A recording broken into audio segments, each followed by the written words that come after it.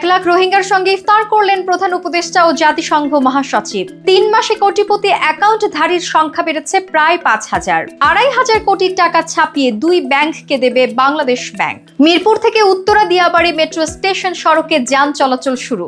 বাংলাদেশের ছবির নায়িকা হচ্ছেন পাকিস্তানের এই মডেল। 61তে পা দিলেন আমির, প্রকাশ্যে আনলেন নতুন গার্লফ্রেন্ড।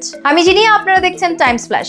1 লাখ রোহিঙ্গার সঙ্গে ইফতার করলেন প্রধান উপদেষ্টা ও জাতিসংঘ মহাসচিব। এর আগে মহাসচিব কক্সবাজারের উখিয়া রোহিঙ্গা শরণার্থী শিবিরে পৌঁছান। সেখানে বিভিন্ন কার্যক্রম পরিদর্শন করেন। প্রতি বছর রমজানে জাতিসংঘের মহাসচিব কোনো না কোনো দেশে গিয়ে মুসলিমদের সঙ্গে ইফতার করেন। এটি এবার বাংলাদেশে হয়েছে। প্রতিটি ক্যাম্পের প্রতিটি ব্লকের একজন রোহিঙ্গা নেতার নেতৃত্বে 70 জন করে রোহিঙ্গা ইফতারে যোগ দেন সারিবদ্ধভাবে। রোহিঙ্গাদের খাদ্য নিরাপত্তা নিশ্চিতে সব করবে জাতিসংঘ, সেখানে বলেন মহাসচিব অ্যান্টনিও গুতেরেস। আরো বলেন, মিয়ানমারের পরিস্থিতি এখনো অশান্ত, তাই ভবিষ্যতে উন্নতি হলে নিজ ভূমিতে ফিরে যেতে পারবেন রোহিঙ্গারা। 3 মাসে কোটিপতি অ্যাকাউন্টধারীর সংখ্যা বেড়েছে প্রায় 5,000। শুধু অ্যাকাউন্টধারীর সংখ্যাই নয়, বেড়েছে সব অ্যাকাউন্টে জমা টাকার পরিমাণ। বিনিয়োগের জন্য তেমন কোনো খাত না থাকার কারণে ব্যাংকেই আমানত ফিরেছে। এজন্য এ সময় আবার কোটি টাকার উপর অ্যাকাউন্টের সংখ্যা বেড়েছে। কেন্দ্রীয় ব্যাংকের তথ্যানুসারে ডিসেম্বর প্রান্তিক শেষে কোটি টাকার বেশি জমা থাকা অ্যাকাউন্টের আউটস্ট্যান্ডিং ব্যালেন্স দাঁড়িয়েছে 7,75,000 কোটি টাকা। সেপ্টেম্বর প্রান্তিক শেষে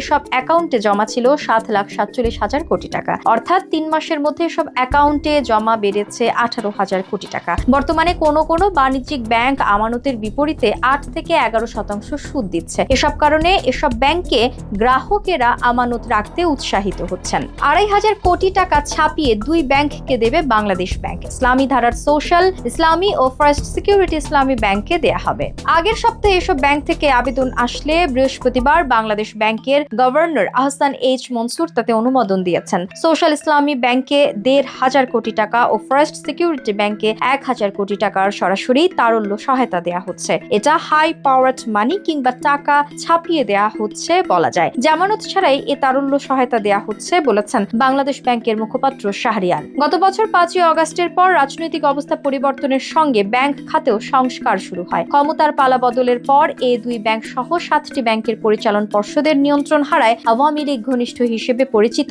S Alam group. Mirpur DOHS থেকে উত্তরা মেট্রো স্টেশন সড়কে যান চলাচল শুরু। সিটি কর্পোরেশন জানায়, সড়কটিতে চলাচলে একসময় দীর্ঘ সময় নষ্ট হতো। আজ থেকে কয়েক মিনিটেই মিরপুর ডিওএইচএস থেকে উত্তরা মেট্রো স্টেশনে যাতায়াত সম্ভব। সড়কটি মেট্রো রেলের ঠিক নিচ বরাবর গেছে।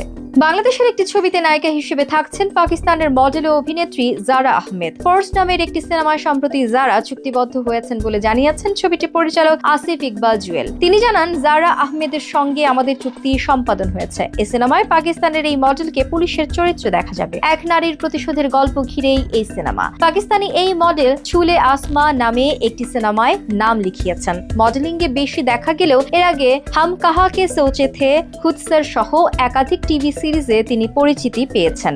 ফোর্স সিনেমায় জারার নায়ক হিসেবে থাকছেন বাংলাদেশের ম্যাক দিদার। আগামী 10 এপ্রিল এফটিসিতে শুটিং শুরু করবেন। 61তে পা দিলেন আমির, প্রকাশ্যে আনলেন নতুন গার্লফ্রেন্ড। কেক কাটার পরেই বিশেষ চমক হিসেবে পরিচয় করিয়ে দেন নতুন প্রেমিকার সঙ্গে। আমিরের নতুন প্রেমিকার নাম গৌরী। জন্মদিনের বিশেষ মুহূর্তে সাংবাদিকদের আমির বলেন, গৌরী ও আমার পরিচয় 20 বছর ধরে। তারা গত 1 বছর ধরে ডেট করছেন, এমনটাও জানান এই অভিনেতা। তিনি বলেন, আমরা একে অন্যের ব্যাপারে প্রতিশ্রুতিবদ্ধ এবং সিরিয়াস। বেঙ্গালুরুর বাসিন্দা গৌরী এর আগেও বিয়ে করেছিলেন, তার একটি ছেলে আছে। জীবনসঙ্গী হিসেবে গৌরীকে বেছে নেওয়ার আগে চলচ্চিত্র প্রযোজক রীনা দত্তকে প্রথমবার বিয়ে করেন আমির খান। তাদের সংসারে জুনাইদ ও ইরা নামে 2 সন্তান রয়েছে। এ সম্পর্কে বিচ্ছেদ হলে 2005 সালে পরিচালক কিরণ রাওকে বিয়ে করেন। আজাদ নামে তাদের 1 সন্তান রয়েছে। 2021 সালে এ বিয়েও ভেঙে যায়। এরপর গৌরীকে আপন করে নেন আমির। তবে প্রাক্তন 2 স্ত্রীর সঙ্গেও বন্ধুত্বপূর্ণ সম্পর্ক রয়েছে এই অভিনেতার। এরকম আরো তথ্য পেতে চোখ রাখুন বাংলাদেশ টাইমস.com-এ। ধন্যবাদ।